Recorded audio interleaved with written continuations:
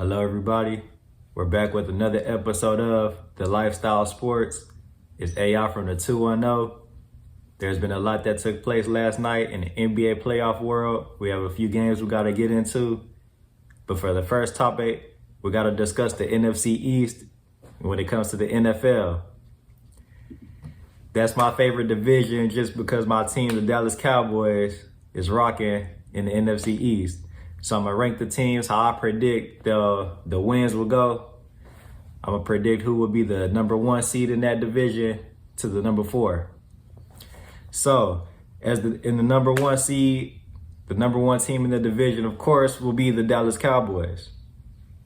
The second team I have in that division is going to be the Washington football team. The third team with the third slot will be the New York Giants. And then last but not least, the team that I have in the 4th spot in the NFC East will be the Philadelphia Eagles. When it comes to the Cowboys, I select the Cowboys as the number 1 spot because they have the best quarterback in the division.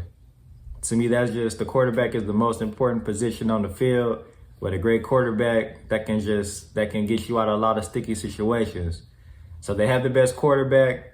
Dak Prescott is coming back from injury. He has a lot to prove. I expect some big numbers out of Dak. And when we go to Pro Football Focus, they have Dak Prescott as the number 7 quarterback this year. So he's almost top 5 by Pro Football Focus. So with that being said, we can off top see that Dak Prescott is expected to do great this year.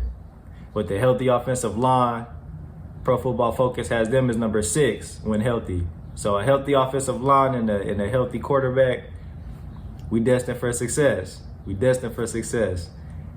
that only makes it easier for Zeke Elliott, who I feel like could have a good year this year. You know, he got a good line to protect him. And a quarterback, you know what I'm saying? So all of those is important. And we have I don't see where we lack on offense. We got Zeke, and then our wide receiver trio. Phenomenal. A wide receiver core is great. CeeDee Lamb, Amari Cooper, and Michael Gallup. Come on, man.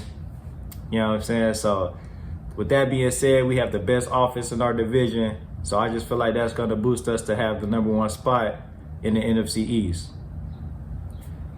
When we go to Washington, I just feel like they have a great defense. You know what I'm saying? Last year, their defense was cold. And I feel like I don't expect them to slow that down this year. But I just feel like on offense, they're not powerful enough. Their offense is not as potent. They have Fitzmagic, and he can do great things. You know what I'm saying? He does his job, but he's only getting older, and I don't see that magic keeping up this season. You know what I'm saying? He's not Tom Brady, so I expect the decline to happen real soon, and it may be this season. I rock with Fitzmagic, though, but I don't think this is the year where he's going to be able to put the Washington football team at the number 1 spot at the NFC East. And when we look at the Giants, they have the return of Saquon Barkley. He might be the best running back in the division.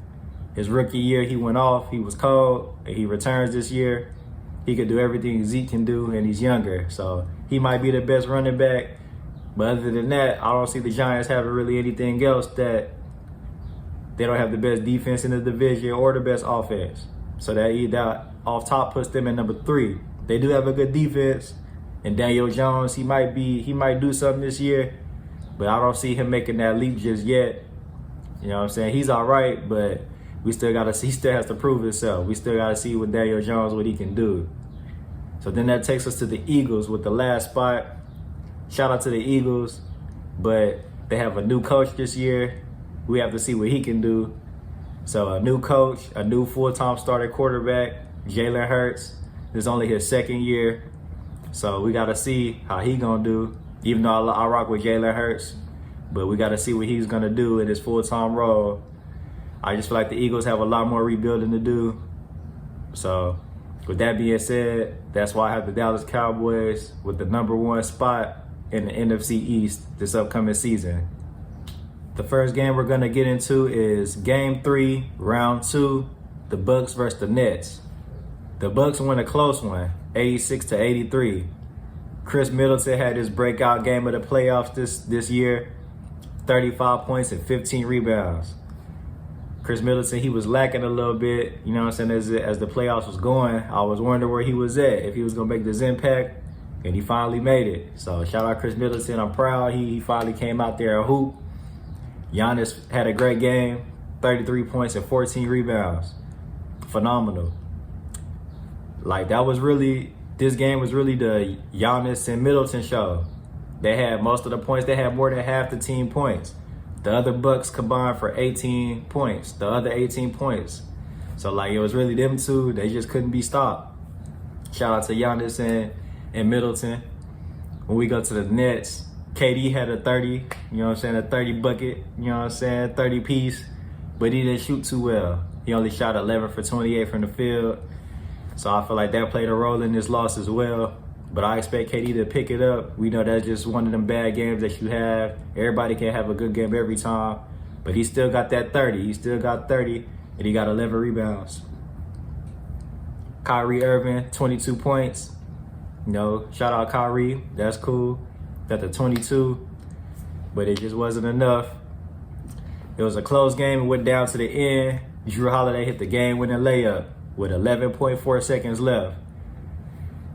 Bruce Brown had a chance to beat the Bucks. He had a chance to make the game-winning shot.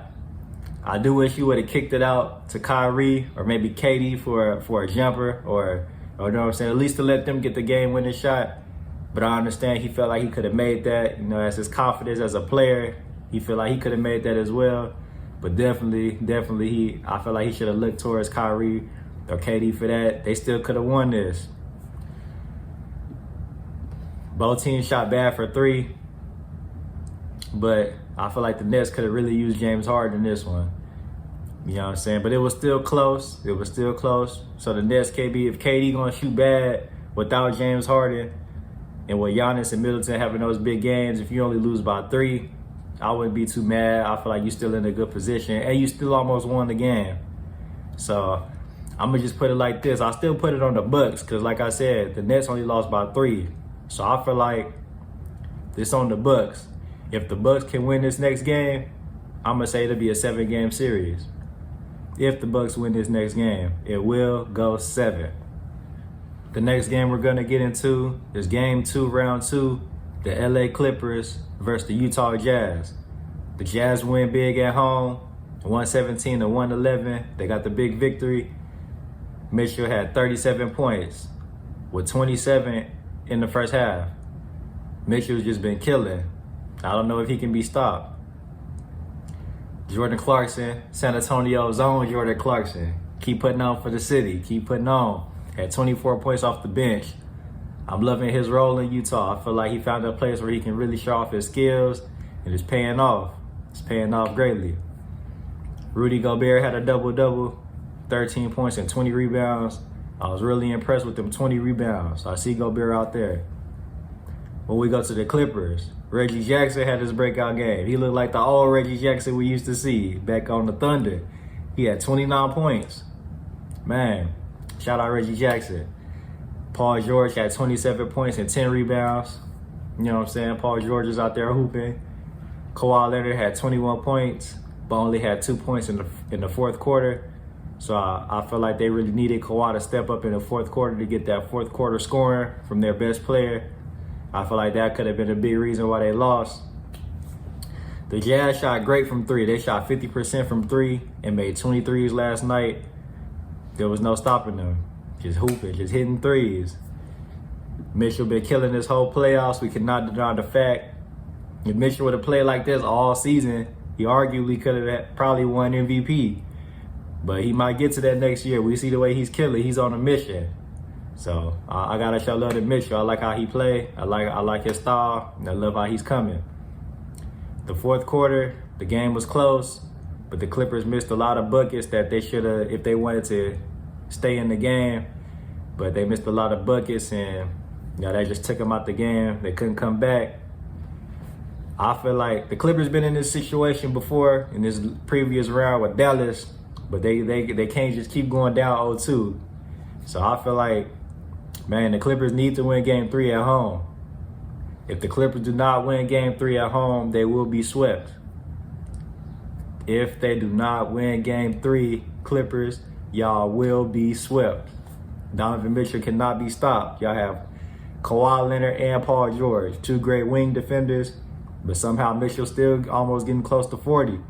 So, like I said, they got to find a way to stop Donovan Mitchell if they want to win. But so far, it's not looking like it. And I also got to shout out the Phoenix Suns for their win against Denver a few nights ago. Chris Paul had a great game. He had 15 assists with no turnovers. Man, like I said, I feel like that series is, from this season, those are the 2 MVPs, Chris Paul and Jokic. They're going at it. The Suns look like they're on a mission, though. You know what I'm saying? We got to see if the Nuggets and Jokic, what they going to do. I know they play tonight. We're going to see if the Nuggets can avoid going down 3-0. They're back at home, so we're going to see. Well, I just want to thank everybody for tuning in. That was another episode of The Lifestyle Sports with AI from the 210. Comment, subscribe, like, follow on IG at The Lifestyle Sports, at Allen Iverson, ALAN Iverson. Till next time.